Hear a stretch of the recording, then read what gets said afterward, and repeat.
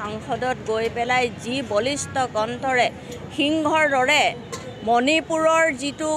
ঘটনা নাৰীৰ নিৰ্যাতনৰ পৰা ধৰি মানুহৰ যিখিনি নিৰ্যাতন হৈছিলে সেই নিৰ্যাতনৰ প্ৰথম উত্থাপন কৰিছিলে আমাৰ গৌৰৱ গগৈয়ে।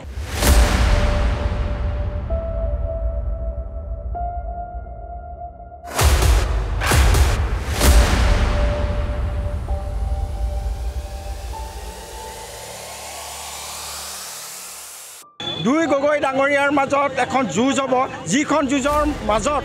এজন দিল্লীলৈ যাব আৰু সেইজনেই আমাৰ সমস্যাসমূহ সজোৰে উত্থাপন কৰিব পাৰিব বুলি আমাৰ সকলোৱে আশাবাদী।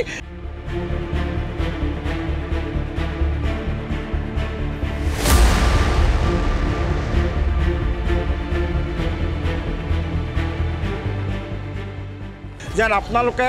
এনেকুৱাকৈ এজন কেণ্ডিডেট দিয়ক, যিজন কেণ্ডিডেট জিকাৰ পিছত যাতে আমাৰ সমষ্টিৰ উন্নয়নৰ কথা, সমষ্টিৰ সমস্যাৰ কথা সজোৰে যাতে দিল্লীৰ সংসদত মজিয়াত গৈ লৈ সজোৰে উত্থাপন কৰিব পাৰে।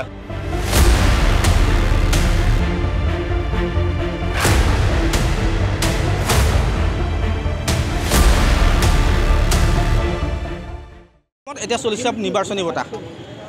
যোৰহাট এটা বিশেষ সমষ্টি হিচাপে পৰিগণিত হৈছে। সমগ্ৰ অসমৰ ৰাইজৰ দৃষ্টি নিবদ্ধ হৈছে যোৰহাট সমষ্টিৰ ওপৰত, কাৰণ যোৰহাটৰ দুই হেভিৱেট কেণ্ডিডেট বৰ্তমান থিয় হৈছে। কংগ্ৰেছৰ প্ৰাৰ্থী হৈছে গৌৰৱ গগৈ, যি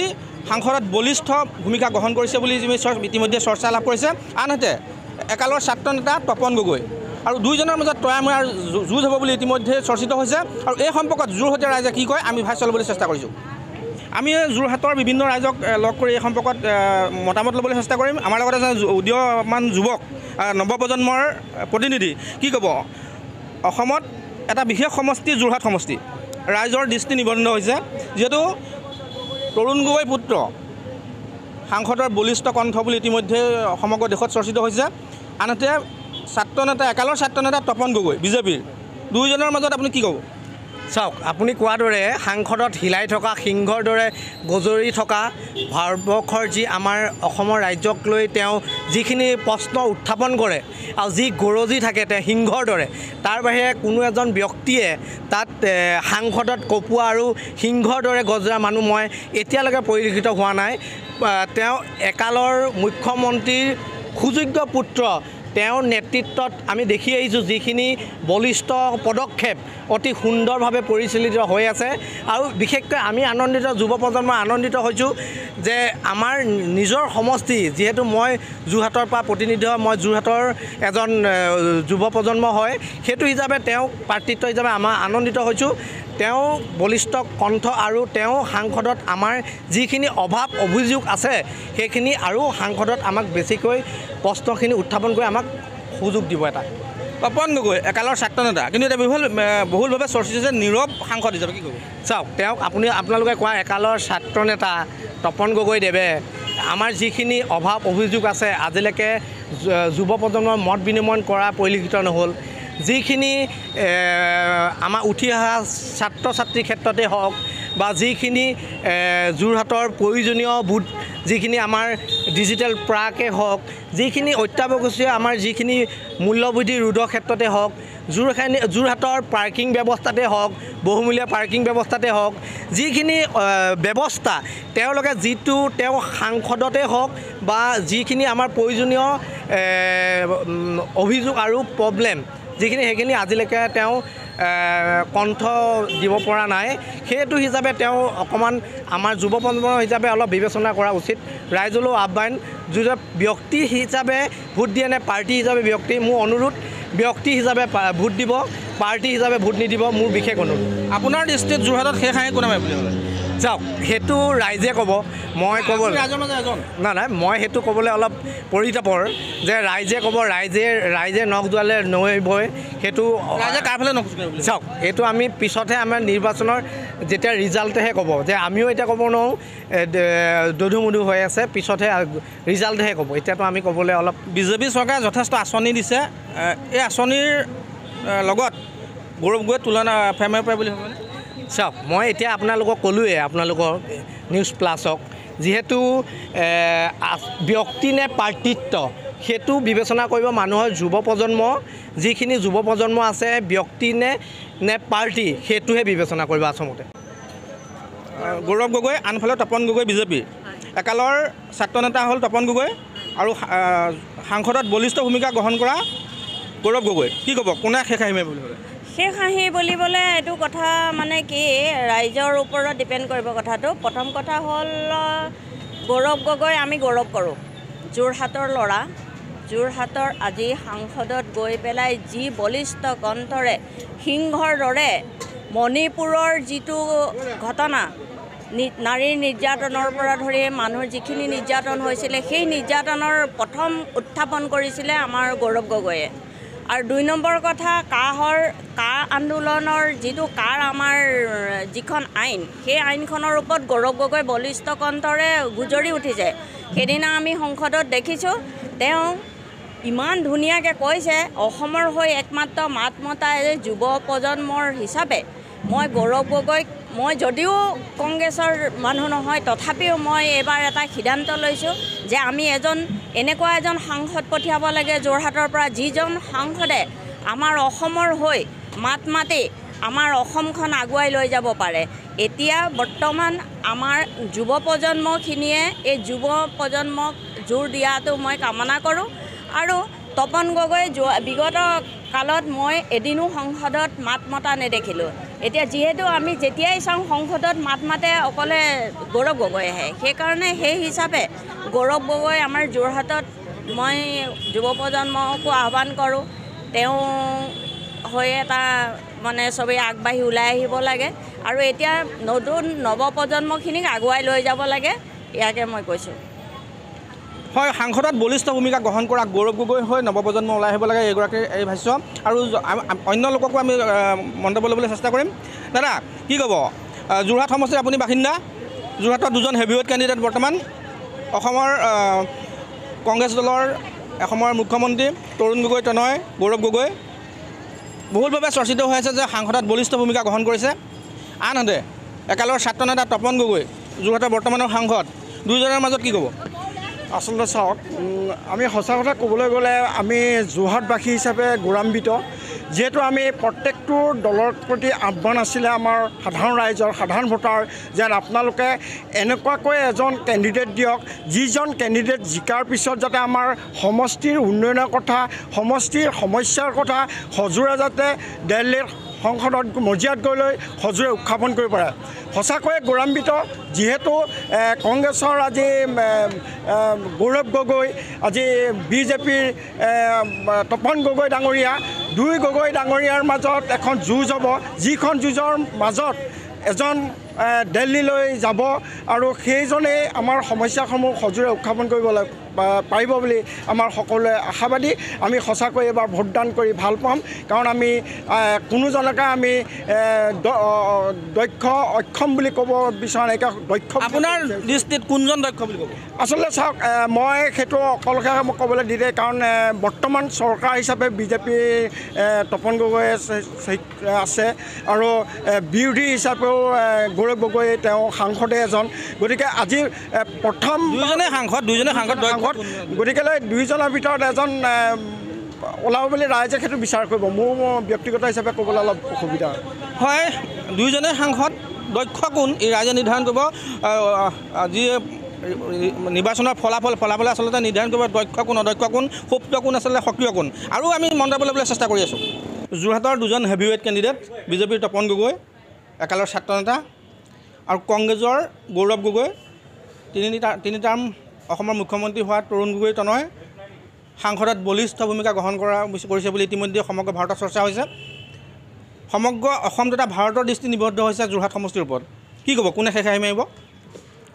প্ৰথম কথা হ'ল যে যোৰহাট সমষ্টিৰ এইবাৰ গৌৰৱ গগৈ প্ৰতিদ্বন্দ্বিতা কৰিছে আৰু কংগ্ৰেছ দলৰ পৰা, আৰু বিজেপি দলৰ পৰা তপন গগৈ প্ৰতিদ্বন্দ্বিতা, আৰু 2জন অভিজ্ঞতাপুষ্ট ব্যক্তি, আৰু 2জনে এখন ৰিপৰ্ট কাৰ্ড লৈ পেলাই ৰাইজৰ মাজলৈ আহিছে। এতিয়া কথা হ'ল কি, 2জনৰ যিহেতু এখন ৰিপৰ্ট কাৰ্ড আছে, সংসদত তেওঁলোকৰ ভূমিকা, তেওঁলোকৰ উন্নয়ন পুঁজি ধন কি ধৰণে খৰচ কৰিলে সমষ্টি উন্নয়ন কেনেধৰণে কৰিছে গোটেই ৰাইজে সেই গোটেই কথা বতৰাখিনি জানে বা দেখিছে আৰু এই গোটেই কথা বতৰাখিনি আচলতে পৰ্যালোচনা কৰি পেলাই ৰাইজে সঠিক সিদ্ধান্ত ল'ব কাৰণ দুইজনৰ আচলতে সংসদত ভূমিকাটো লগতে তেওঁলোকে উন্নয়ন সমষ্টি উন্নয়ন কিমান কৰিলে সেই গোটেই কথা বতৰাখিনি মানুহৰ নখদৰ্পণত আছে যিহেতু তেওঁলোক এখন নতুন কেণ্ডিডেট নহয় আৰু বিশেষকৈ আমি এতিয়া দেখা পাইছোঁ যে তপন গগৈ একটা জাতীয় জীৱনৰ পটভূমিৰ পৰা আহিছিলে সদৌ অসম ছাত্ৰ সন্থাত আছিলে তেখেত আমাৰ জাতীয় সমস্যাবিলাক লৈ পেলাই সেই সদৌ অসম ছাত্ৰ সন্থাত যি ধৰণে আচলতে তেওঁ শিৰ ফুলাই ফুলাই কথা বতৰা কৈছিলে সেই শিৰ ফুলাই কথা বতৰা ক'ব বুলিয়ে আমাৰ যোৰহাট লোকসভা সমষ্টিৰ ৰাইজে তেখেতক দিল্লীৰ মসনদলৈ পঠিয়াইছিলে কিন্তু তেখেতৰ সংসদত কিন্তু ভূমিকাক লৈ যোৰহাটবাসী ৰাইজ মুঠেই সন্তুষ্ট নহয় আমি দেখিবলৈ পাইছিলোঁ যে 6 জনগোষ্ঠীৰ জনজাতিকৰণ 6 নম্বৰ দফাৰ ইমপ্লিমেণ্টেশ্যন কাৰ সন্দৰ্ভত বিদেশী নাগৰিক বহিষ্কাৰৰ সন্দৰ্ভত বা অন্যান্য আমাৰ যিখিনি আমাৰ যোৰহাটৰ লোকসভা সমষ্টিৰ সমস্যা আছে বানপানী গৰাখহনীয়া পৰা ইত্যাদি তেওঁ আচলতে সংসদত সেই কথা বতৰাবোৰ বলিষ্ঠভাৱে উপস্থাপন কৰাৰ পৰা ক'ৰবাত নহয় ক'ৰবাত বঞ্চিত হৈছে বুলি জনসাধাৰণে বিভিন্ন স্থানত আলোচনা কৰিছে আৰু অন্যহাতেদি যিহেতু গৌৰৱ গগৈ আচলতে তৰুণ গগৈ পুত্ৰ বুলি আমি ভোট দিয়াটো উচিত নহয় যিহেতু তেওঁ প্ৰথমবাৰ তৰুণ গগৈ পুত্ৰ বুলি ৰাইজে তেখেতক ভোট দি সংসদত পঠিয়াৰ পিছত তেখেতৰ কিন্তু সংসদত তেখেতৰ ভূমিকাক লৈ পেলাই কিন্তু মানুহ সন্তুষ্ট তেখেতে সমষ্টি উন্নয়নৰ ক্ষেত্ৰত ক'ৰবাত নহয় ক'ৰবাত 2-1 অসন্তুষ্টি থাকিব পাৰে কিন্তু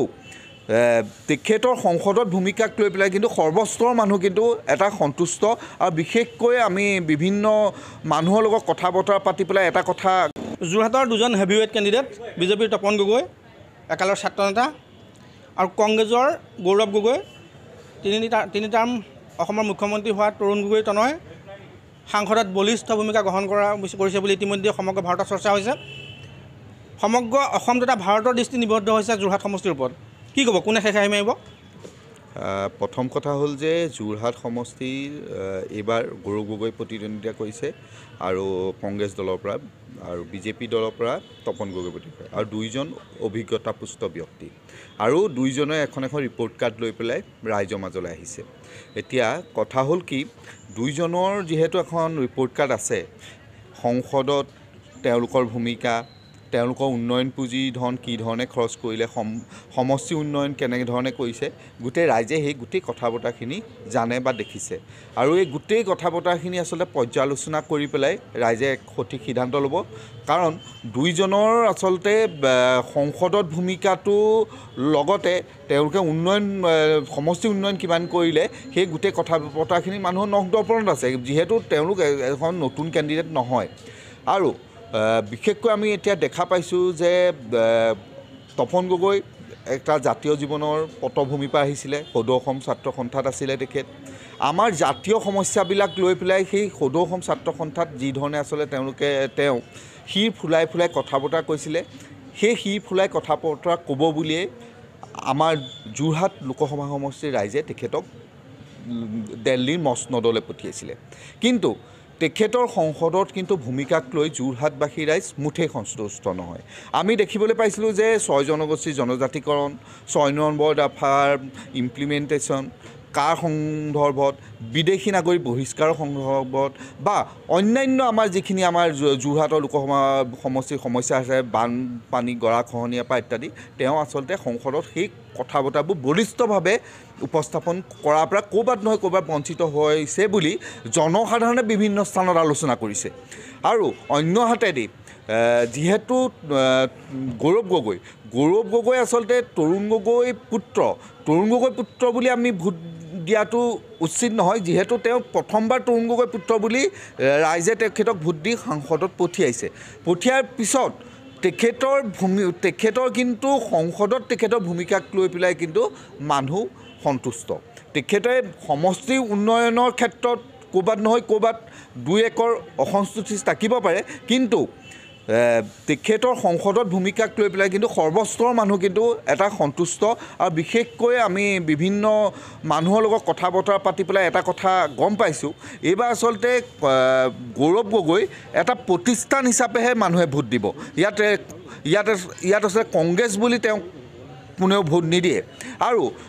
শেহতীয়াভাৱে নিৰ্বাচনৰ প্ৰচাৰবোৰত আমি এটা কথা মন কৰি আশ্চৰ্যবোধ কৰিছোঁ গৌৰৱ গগৈ আৰু তপন গগৈ ক'ৰবাত নহয় ক'ৰবাত তপন গগৈ মুখখন দেখুৱাবলৈ বিজেপিয়ে ভয় কৰিছে তেওঁলোকে কৈছে যে মোদী প্ৰধানমন্ত্ৰী হ'ব আমাৰ NDA চৰকাৰ গঠন কৰিব আৰু সেইকাৰণে তপন গগৈক আচলতে আকৌ এবাৰ সংসদলৈ পঠিয়াব লাগে কিন্তু আমাৰ প্ৰশ্ন হ'ল ইয়াৰ আগৰবাৰতো NDA চৰকাৰ আছিলে মোদী ডাঙৰীয়াই প্ৰধানমন্ত্ৰী আছিলে সেই সময়কণত তপন গগৈয়ে সেই সুবিধাখিনি ল'ব পাৰিলে নে নোৱাৰিলে সেই কথা বতৰাখিনি আচলতে তেনেধৰণে আহিব আৰু এই যোৰহাট সমষ্টি কোন জিকিব বা হাৰিব এই মুহূৰ্ততে কৈ দিয়া যথেষ্ট কঠিন হ'ব কাৰণ ইয়াত যথেষ্ট আচলতে দুইজন পাৰ্টি যথেষ্ট প্ৰত্যাহ্বানৰ সন্মুখীন হ'ব আৰু অন্তিম হাঁহি কোনে মাৰিব বৰ্তমানলৈকে আচলতে এইটো আচলতে একদম সৰু কথা যে ইমান দুজন হেভিৱেট পাৰ্টি যেতিয়া উঠিব আৰু বিশেষকৈ এতিয়ালৈকে নমিনেশ্যনে দিয়া নাই নিৰ্বাচনী প্ৰচাৰসমূহ আৰম্ভ হোৱা নাই তেওঁলোকৰ নিৰ্বাচনী ইস্তেহাৰ ঘোষণা হোৱা নাই মানুহখিনিয়ে আচলতে এই মুহূৰ্তত কি ধৰণে আচলতে কথাটো কোৱাটো বহুত সোনকাল হ'ব তাৰ কাৰণে আচলতে আমি লাষ্ট সপ্তাহলৈকে ইলেকশ্যন লাষ্ট সপ্তাহলৈকে ৰ'ব লাগিব তেতিয়া হয়তো অকণমান হ'লেও উমান পোৱা যাব যে কোন জিকি আহিব এই মুহূৰ্তত বহুত সোনকাল হৈ যাব সেইটো কোৱাটো আমি যোৰহাটৰ ছুপাৰ মাৰ্কেটলৈ আহিছোঁ আৰু এজন নৱপ্ৰজন্মৰ প্ৰতিনিধি তথা এডভকেট তেখেতক লগ পাইছোঁ তেখেতে এই সম্পৰ্কত কি আমি মতামত ল'বলৈ চেষ্টা কৰিম যোৰহাটৰ দুজন এতিয়া বৰ্তমান হেভিৱেট কেণ্ডিডেট বুলি ক'ব লাগিব একালৰ ছাত্ৰ নেতা তপন গগৈ বৰ্তমান যোৰহাট সমষ্টিৰ সাংসদ অন্যহাতে কংগ্ৰেছৰ গৌৰৱ গগৈ 3 টাৰ্ম অসমৰ মুখ্যমন্ত্ৰী হোৱা তৰুণ গগৈৰ পুত্ৰ আৰু সৰ্বত্ৰ চৰ্চা হোৱা সাংসদত বলিষ্ঠ ভূমিকা গ্ৰহণ কৰা কলিয়াবৰৰ সাংসদ দুজনৰ মাজত তয়াময়া ৰণ হ'ব বুলি ইতিমধ্যে চৰ্চা হৈছে আপুনি কি ক'ব নহয় চাওক নিশ্চিতভাৱে এইবাৰ অসমৰ 14টা লোকসভা সমষ্টিৰ ভিতৰত আটাইতকৈ এটা উল্লেখযোগ্য সমষ্টি হৈছে যোৰহাট সংসদীয় সমষ্টিটো কিয়নো ইয়াত শাসকীয় দলৰ যিজন বা MP আছে তপন গগৈ তেওঁৰ বিৰুদ্ধে কিন্তু এইবাৰ শক্তিশালী প্ৰতিদ্বন্দ্বী ভাৰতীয় জাতীয় কংগ্ৰেছৰ অৰ্থাৎ বিৰোধী দলৰ গৌৰৱ গগৈৰ কিন্তু বহুত সময়ত আমি দেখিছোঁ তেখেতৰ যথেষ্ট ভাল নাম আছে আৰু তেখেতে ইতিমধ্যে তেখেতৰ যি প্ৰতিভা সেই প্ৰতিভাৰ সংসদত তেখেতে প্ৰমাণ দিবলৈ সক্ষম হৈছে আপুনি চাওক গৌৰৱ গগৈ কেৱল অসমৰে নহয় সমগ্ৰ উত্তৰ পূৰ্বাঞ্চলৰ বিভিন্ন সমস্যা তেখেতে যুক্তি সহকাৰে তেখেতে সবলভাৱে কিন্তু সংসদত উত্থাপন কৰিছে বিগত দিনত আমি দেখি আহিছোঁ তাৰ বিপৰীতে আমি যদি তপন গগৈৰ কথা কওঁ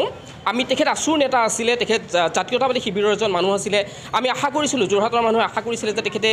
যেনেধৰণে জাতীয়তাবাদী সমস্যাসমূহ আপোচবিহীনভাৱে সংসদত উত্থাপন কৰিব বা অসমৰ সমস্যা বা যোৰহাটৰ সমস্যাখিনি উত্থাপন কৰিব কিন্তু আমি শেষত দেখা পালোঁ যে তেখেতে যোৰহাটৰ সমস্যা সন্দৰ্ভত নিমাত হৈ থাকিলে আচলতে সংসদত তেখেতে মাত মতা বা যোৰহাটক ভালদৰে প্ৰতিনিধিত্ব কৰা কিন্তু আমি দেখা নাপালোঁ এতিয়া আমি যদি চাওঁ সাংগঠনিক দিশৰ কথা যদি ক'বলৈ যাওঁ ভাৰতীয় জাতীয় কংগ্ৰেছৰ যিটো সাংগঠনিক ভেটি আগতে আছিলে আজিৰ তাৰিখত সেই সমান কিন্তু সাংগঠনিক ভেটি আছে বুলি আমি ক'ব নোৱাৰোঁ আপুনি চাওক উজনি অসমৰ আপোনাৰ ৰূপজ্যোতি কুৰ্মী আপোনাৰ সুশান্ত বৰগোহাঁই শেহতীয়াকৈ কংগ্ৰেছৰ জ্যেষ্ঠ নেতা ৰাণা গোস্বামী ডাঙৰীয়াই বিজেপিত জইন কৰিলে আৰু তাৰ বিপৰীতে যদি আমি চাওঁ ভাৰতীয় জনতা পাৰ্টিৰ যোৰহাট সংসদীয় সমষ্টিৰ 10টা বিধানসভা সমষ্টিৰ ভিতৰত কিন্তু 7টাতেই বিজেপিৰ MLA আছে গতিকে সেই ছাইডৰ পৰা ক'বলৈ কিন্তু বিজেপিৰ যথেষ্ট সাংগঠনিক ভেটি এই 7টা সমষ্টিত যথেষ্ট সবল বুলি আমি অনুভৱ কৰোঁ এতিয়া এটা কথা ৰাইজৰ মাজত প্ৰচাৰ চলিছে যে আমি প্ৰাৰ্থী চাই ভোট দিম নে আমি বিগত আমাৰ সাংসদজনক চাই ভোট দিম গৌৰৱ গগৈ যথেষ্ট সবল মানুহ যথেষ্ট শক্তিশালী মানে সংসদত তেওঁ যথেষ্ট বাকপটু এজন নেতা কিন্তু তাৰ তুলনাত তপন গগৈ কিন্তু নিমাত গতিকে ৰাইজৰ মাজত এইটো কথা আলোচনা হৈছে যে গৌৰৱ গগৈৰ যদি আমি যোৰহাটৰ পৰা প্ৰতিনিধিত্ব কৰোঁ নিশ্চিতভাৱে যোৰহাটৰ সমস্যা যথেষ্টখিনি সমাধান হ'ব যদিও আজিৰ তাৰিখত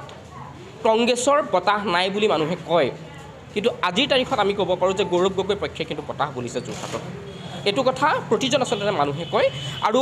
চাওক যোৰহাট সমষ্টিটো এটা বৃহত্তৰ সমষ্টি মাজুলী শিৱসাগৰকে ধৰি বহুত সমস্যা আছে ইয়াত সীমা সমস্যা আছে ইয়াত আপোনাৰ উদ্যোগীকৰণৰ বিগত এমপিজনে কোনো প্ৰচেষ্টা নল'লে ইয়াত 4 লেনৰ আজিলৈকে কাম কমপ্লিট নহ'ল 4 লেনৰ কাৰণে মানুহে আপোনাৰ যথেষ্ট হাৰাশাস্তি ভোগ কৰিব লগা হৈছে যোৰহাট আমাৰ সদৰখনৰ যদি কথা কওঁ যথেষ্ট সমস্যা আছে ইয়াত সৰু সৰু সমস্যা আছে কাৰ পাৰ্কিঙৰ সমস্যা আছে ইয়াত ডাম্পিং গ্ৰাউণ্ডৰ সমস্যা আছে এই সমস্যাবিলাক সমাধান কৰাৰ ক্ষেত্ৰত কিন্তু তপন গগৈয়ে কোনো ধৰণৰ আগভাগ লোৱা আমি দেখা নাপালোঁ গতিকে নিশ্চিতভাৱে আমি এবাৰ আশা কৰিম যে যোৰহটীয়া ৰাইজ যথেষ্ট সজাগ যথেষ্ট সচেতন যথেষ্ট সুবিবেচক গতিকে এজন উচ্চ শিক্ষিত এজন কথা ক'ব পৰা সংসদত সৰব আমাৰ হৈ মাত মাতিব পৰা আৰু সংসদত আমাৰ যিবিলাক সমস্যা অসমৰ যিবিলাক সমস্যা সেইবিলাক সংসদত কেন্দ্ৰীয় চৰকাৰৰ ওচৰত সবলভাৱে উত্থাপন কৰি এই সমস্যাসমূহৰ সমাধানটো আজৰি আনিব পৰা এজন সাংসদ আচলতে আমাক এবাৰ লাগে আমি যোৰহটীয়া ৰাইজক প্ৰতিজন ৰাইজক আচলতে আহ্বান জনাম যে আপোনালোকে এজন উচ্চ শিক্ষিত দক্ষ এজন সবল সাহসী এজন আমাক নেতা যোৰহাটৰ পৰা আপোনালোকে প্ৰতিনিধিত্ব কৰি পঠিয়াব ধন্যবাদ লিটাৰেট ইলিটাৰেট